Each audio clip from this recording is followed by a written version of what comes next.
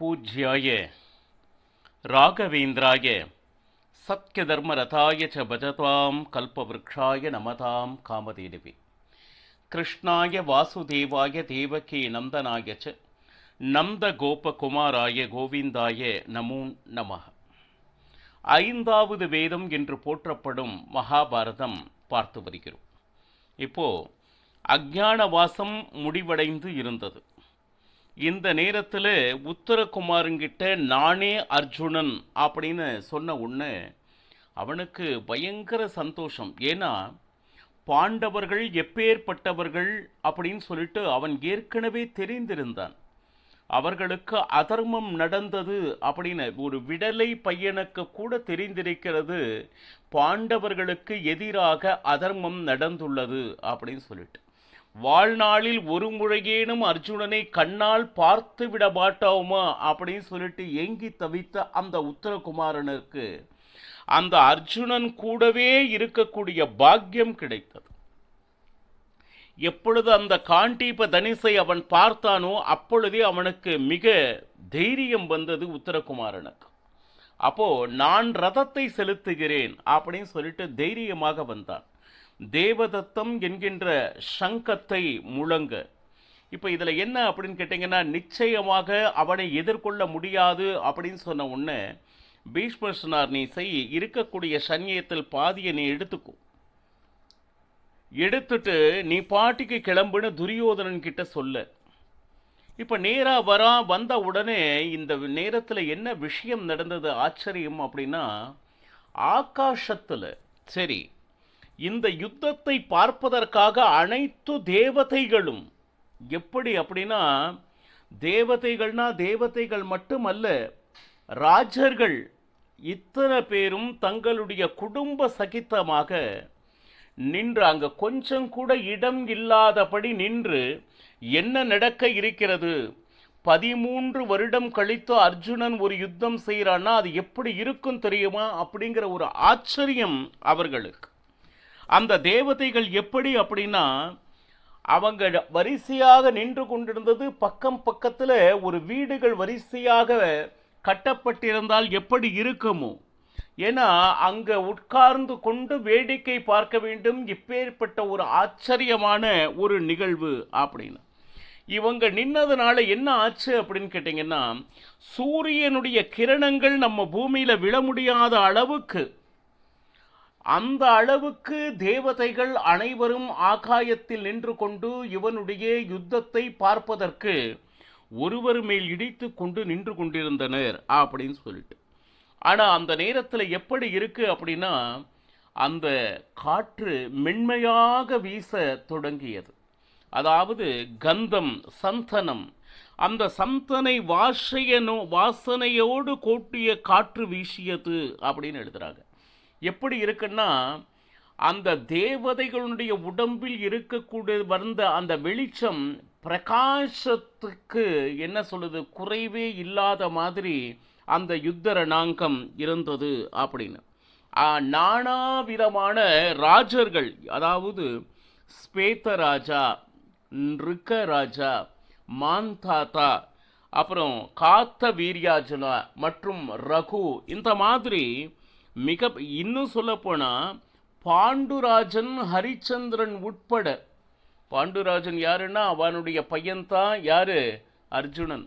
தன்னுடைய மகன் அவனுடைய போரை காண மேலே பாண்டுராஜன் நின்று அவனுடைய பரிபூர்ண ஆசீர்வாதத்தை கொடுத்து கொண்டிருந்தான் அப்படின்னு சொல்லிட்டு சொன்னாங்க. சரி, இப்போ அவனுடைய பார்வை முழுக்க, அர்ஜுனுடைய பார்வை முழுக்க துரியோதனன் மேல் இருந்தது.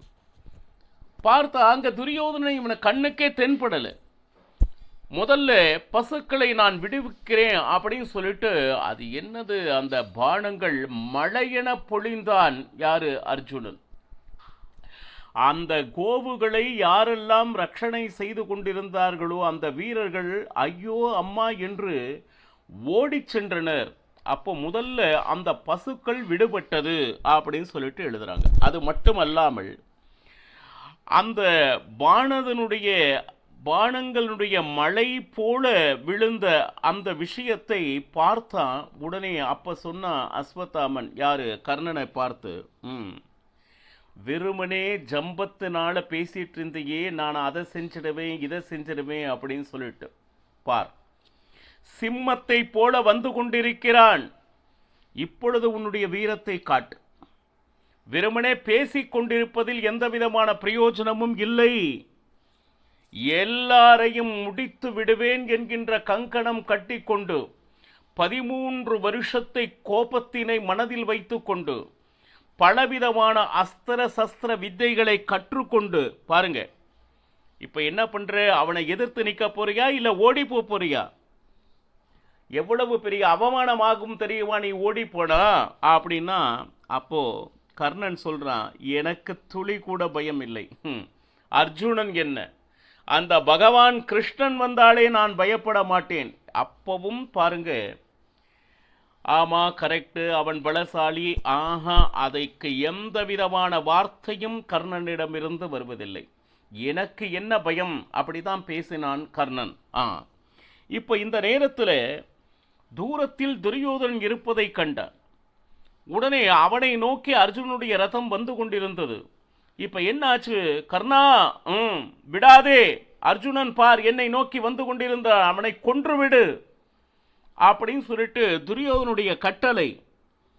நீ ஒன்னும் கவலைப்படாதே, அவனை மீண்டும் வனவாசத்திற்கு அனுப்பிவிடலாம். இப்ப இன்னைக்கு இவன் பிழைக்கிறானான்னு தெரியல, ஆனா அவன் மனது முழுக்க எப்படி இருந்துச்சு அப்படின்னா, எப்படியாவது இவர்கள் என்ன சொல்லுது, மீண்டும் 12 வருட வனவாசம் மற்றும் 1 வருட அஞ்ஞான வசத்துக்கு அனுப்பிவிட வேண்டும் அப்படிங்கிறது துரியோதனுடைய கொள்கையாகவே இருந்தது. ஆஹா, அந்த வனவாச காலம் முடிவதற்கு முன்பாகவே நமக்கு முன்னாடி தெரிஞ்சிட்டாங்க அப்படின்னு சொல்லிட்டு பார்த்தா, இந்த நேரத்தில் கர்ணன் எதிர்கொண்டான் அர்ஜுனனை. என்ன பான மழை அப்படின்னு சொல்லிட்டு பார்த்தோம்னா, விசேஷ வித்தைகளை அர்ஜுனன் கற்று வைத்திருந்தான் இல்லையா? ஏன்னா இந்த 12 வருட வனவாசத்தில் சிவனை நோக்கி தபம் செய்து பாசுபதாஸ்திரத்தை பெற்றிருந்தான். 5 வருட காலம் இந்திரனுடைய சபையிலே இருந்து கொண்டு அஸ்திர சஸ்திர வித்தைகளை கற்று வைத்திருந்தான்.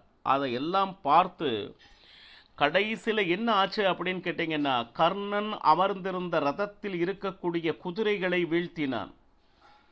அடுத்து ரதமே சரிந்தது அப்படின்னு எழுதுறாங்க. கர்ணனுடைய உடல் முழுக்க எப்படின்னா, தோல் சரி, தலை சரி, கிருதயம் சரி, தொடை, அப்புறம் கால், இப்படி இடமே இல்லாத அளவுக்கு அம்புகளால் அடிபட்டான் கர்ணன். இதற்கு மேல் அம்புகளால் அடிபட வேண்டிய இடம் அப்படின்னு சொல்லிட்டு ஒன்று இல்லை அப்படிங்கிற ஒரு சூழ்நிலை வந்து இதற்கு மேல் நிற்க முடியாது என்று தெரிந்தவன் பாருங்க, உடனே புறமுதுகிட்டு ஓடினான். அர்ஜுனன் முன் எதிர் நின்று போரிட முடியாது, வெறுமனே பேச்சில் மட்டும் கவனத்தை செலுத்தி வந்த கர்ணன் அர்ஜுனனுடைய பாண மழையை எதிர்கொள்ள முடியாது ஓடியவன் கர்ணன். எவ்வளவோ பேசலாம், செயல் அப்படிங்கிறது வேறு. இப்ப இந்த நேரத்தில் என்னென்ன அப்படின்னா, இவன் ஓடி போயிட்டான். உடனே அடுத்து இருக்கக்கூடிய துரோணாச்சாரியார் பீஷ்மர் என்ன செய்தான் அர்ஜுனன் அப்படின்னா, 2 பாணங்களை அது எங்கு சென்றது அப்படின்னா பீஷ்மனுடைய பாதங்களிலும் துரோணருடைய பாதங்களிலும் விழுந்தது. உடனே பீஷ்மர் சொல்றார் துரோணர்கிட்ட, பார்த்தையா, அர்ஜுனன் இந்த போருக்காக நம்மை நமஸ்கரிக்கிறான், நம் ஆசீர்வாதத்தை எதிர்நோக்குகிறான் அப்படின்னு சொல்லிட்டு அடுத்து 2 பாணங்களை துரோணர் மீதும் பீஷ்மர் மீதும் வீசினான். யாரு? அர்ஜுனன். பார்த்தையா, பார்த்து பல நாட்கள் ஆகிவிட்டது என்று நம்மை குசலம் விசாரிக்கிறான், பார்த்தையா அப்படிங்கிறான். அதாவது அந்த பானம் அந்த காது ஒட்டி உரசி சென்றது அப்படின்னு எழுதுறாங்க. அந்த பானத்தினால் பேசிக்கொண்டு இருக்கிறான் அர்ஜுனன் தன்னுடைய குருவான துரோணரிடமும் பீஷ்மரிடம். இப்ப இந்த இடத்துல துரோணர் சும்மா இல்லை, பலவிதமான பானங்களை சிஷ்யன் அவர் சொல்றான் அர்ஜுனன் கிட்ட, குருவே, நான் உங்களை எதிர்த்து நானாக பானம் விடுவதில்லை. சரி, ஒருவேளை நீங்கள் எதிர்த்து என்ன மேல பானம் விட்டீங்கன்னா நிச்சயமாக அதுக்கு எதிர்பானம் விட்டே விடுவேன் அப்படிங்கிறதையும் சொல்றான். யாரு? குருவின் மேல போர் செய்யணும் அப்படிங்கிற எண்ணம் கொஞ்சம் கூட இல்லை. ஆனால் எதிர்த்து நின்று அவர்கள் பாணத்தை பிரயோகப்படுத்தினால் நிச்சயமாக அதுக்கு எதிர்பானம் நான் விட்டே விடுவேன் என்று முன்கூட்டியே துரோணாச்சாரியரிடம் சொல்கிறார். அப்ப துரோணாச்சாரியார் பாணத்தை விட ஆரம்பிக்கிறார். யாரு? அர்ஜுனன் மேலே. அது வருவதற்கு முன்னே அதை உபசம்ஹாரம் செய்கிறான். அந்த பாணத்தை எப்படி வீழ்த்துவது என்கின்ற வித்தையை அறிந்திருக்கிறார். இப்படி செய்கிறானா அப்படின்னா 21 விதமான பானங்களை துரோணாச்சாரியார் அர்ஜுனன் மேல் வீச அவை அனைத்தும் செயலற்று கீழே விழுந்தது.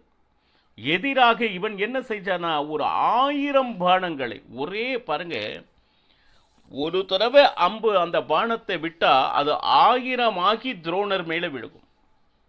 இப்படி குருவருக்கும் சிஷ்யனுக்கும் அது என்னன்னா, அந்த ஒரு பானத்திற்கும் இன்னொரு பானத்திற்கும் எந்த விதமான இடைவெளியும் இல்லாது, ஏன் காற்று கூட உள்புக முடியாத படகு சேர்ந்த மாதிரி பானங்கள் நேராக துரோணாச்சாரியாரை.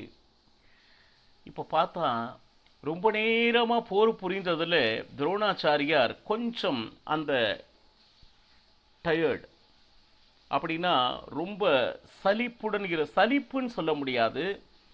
இவ்வளவு பானத்தை எதிர்கொள்ளது அவருடைய வயது இருக்கு இல்லையா, உடனே அவர் முகத்தில் வாட்டம் தெரிந்தது. உடனே அஸ்வத்தாமன் என்ன செய்தான், இதோ நான் வருகிறேன் அப்படின்னு சொல்லிட்டு அர்ஜுனனை எதிர்கொண்டான். தெரிந்தது அர்ஜுனனுக்கு அவருடைய வயது மூப்பின் காரணமாக அவருக்கு ஓய்வு தேவை, இனிமேல் அதனை அவர் தாங்க முடியாது என்பதை அறிந்து கொண்டான். அதனால் வேண்டுமென்றே அந்த நேரத்தை தாழ்த்தினான்.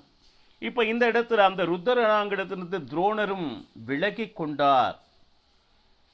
ஏன்னா அர்ஜுனுடைய அந்த கோபம், அந்த வித்தையினுடைய சாமர்த்தியம்.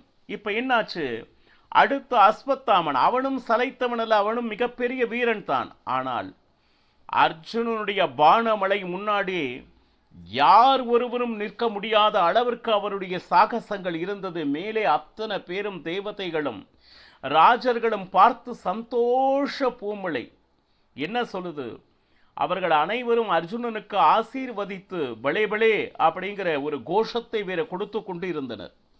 இப்ப இதுல என்ன அப்படின்னு கேட்டீங்கன்னா, பீஷ்மாச்சாரியார் சொல்றார், துரோணர் தனியாக நின்றோ, அஸ்வத்தாமன் தனியாக நின்றோ. அஸ்வத்தானுக்கு அப்புறம் கிருபாச்சாரியார் வரார். பார்த்தா கிருபாச்சாரியரும் பலவிதமான வித்தையில் கை தேர்ந்தவர் தான். ஆனால் அர்ஜுனுடைய சாமர்த்தியத்திற்கு முன்பாக எதுவும் எடுபடவில்லை அந்த நேரத்தில். அப்போ பீஷ்மர் என்ன சொல்றார் அப்படின்னு கேட்டீங்கன்னா, நீங்கள் அனைவரும் ஒன்றிணைந்து என்ன, துரோணாச்சாரியார், கிருபாச்சாரியார், பீஷ்மர் மற்றும் அஸ்வத்தாமன் அத்தனை பேரும் இணைந்து நீங்கள் பானத்தை விடுங்கள், அப்பொழுதுதான் அவனை எதிர்கொள்ள முடியும். அவன் மிகப்பெரிய வில்லாளியாக இருக்கிறான். பாருங்க, பீஷ்மர வாயிலிருந்து எப்பேற்பட்ட வார்த்தைகள், அது ஆசீர்வாத வார்த்தைகள். இதுல என்ன விஷயம்னா, சாமானியம் இல்லை. துரோணாச்சாரியார் நீங்க நினைக்கிற மாதிரி இல்லை, மிகப்பெரிய பலசாலி தான். கருப்பு வர்ணத்தை சேர்ந்தவர், கொஞ்சம் குள்ளமாக இருப்பவர் அப்படின்னு அவருடைய தேகத்தை எல்லாம் வர்ணிக்கிறது மகாபாரதம். கம்பீரமாக இருப்பர், ஆனால் அவர்கள் தோள் மிக நீண்டபடி இருக்கும் அப்படின்னு எழுதுறாங்க. ஆனால் அத்தியந்த சிரேஷ்டமானவர், 4 வேதங்களை தெரிந்தவர், இதிகாச புராணம் மற்றும் வேத புராணங்கள் தெரிந்ததோடு அல்லாமல் இத்தனை தெரிந்திருந்தும் எனக்கு இவ்வளவு தெரிந்திருக்கிறது என்கின்ற இரிமாப்பு சிறிதும் இல்லாதவர் மட்டுமா அப்படின்னு கேட்டீங்கன்னா, அதற்கு தகுந்தபடி நல்ல குணங்கள் நிரம்பியவர். க்ஷமா குணம், தயை குணம் நிறைய உண்டு. மிருது சுபாவம், எதுக்கெடுத்தாலும் கோபம் அப்படிங்கிற சுபாவம் அவர்கிட்ட இல்லை. மன்னிக்கும் மாண்பு அவர்கிட்ட இருந்து, இதாவது மோசம், கபடம், வஞ்சனை அப்படின்னு சொல்லிட்டு அந்த மாதிரி எந்த விதமான துர்குணங்களும் இல்லாதவர் யாரு? துரோணாச்சாரியார். இவ்வளவு குணங்கள் இருந்தும் ஆனால் அர்ஜுனன் கற்று வந்த வித்தையின் முன்னாடி எதுவுமே செயல்படாமல் போனதுதான். இப்போ அனைவரும் இணைந்தனர். அனைவரும் இணைந்து இப்போ அர்ஜுனன் ஒருவனை எதிர்கொண்டனர். ஆனால் எவ்வளவு பாணங்களை அர்ஜுனன் மேல் விடுத்தாலும் அது அத்தனையும் பொடி பொடியானது. அந்த யுத்த ரணாங்கம் எப்படி இருந்துச்சு அப்படின்னா, வெறும் பாண மலைகளால் நிரம்பி இருந்தது. மேலிருந்து பார்த்தா அர்ஜுனுடைய பராக்கிரமத்தை, இந்த மாதிரி ஒரு பராக்கிரமம் இதுவரை நாங்கள் கண்டதில்லை அப்படிங்கிற அளவுக்கு இருந்துச்சு. இப்போ பார்த்தா வேறு யாரும் எதிர் நிற்க முடியாமல் அவரவர் ஓடத் தொடங்கினர். எதிர் நிற்க முடியாமல் இப்போ இந்த நேரத்தில் என்னாச்சு? அர்ஜுனனுடைய வெற்றி உறுதியானது. தன்னுடைய காண்டீபத்தை மறுபடியும் யதாஸ்தானத்தில் போய் வைத்து விடு அப்படின்னு உத்தரகுமாரன் கிட்ட சொல்றாங்க. இந்த விஷயம் விராட்ட தேசத்திற்கு தெரிந்தது. ஓஹோ, உத்தரகுமாரன் சென்றான், கௌரவாதிகளை வென்றுவிட்டான், துரியோதனாதிகளை வென்றுவிட்டான் அப்படிங்கிற செய்தி கேட்ட உடனே விராட்டராஜனுக்கு பயங்கர சந்தோஷம். அவனை ஜெயகோஷத்தோடு, ஏன்னா அர்ஜுனன் மீண்டும் பிருகநிலையாக மாறி சாரதி ஆகிறான். அந்த ரதத்தில் யார் இருந்தானா? உத்தரகுமாரன். அந்த ரதத்தை வரவேற்க விராட்ட நகரமே காத்திருந்தது, ஜெயகோஷம். இந்த நேரத்தில் என்ன நடந்தது அடுத்து என்பதனை நாளையும் பருகலாம். சர்வம் ஸ்ரீ கிருஷ்ணார்ப்பணமஸ்து. ஹரே ஸ்ரீனிவாசா.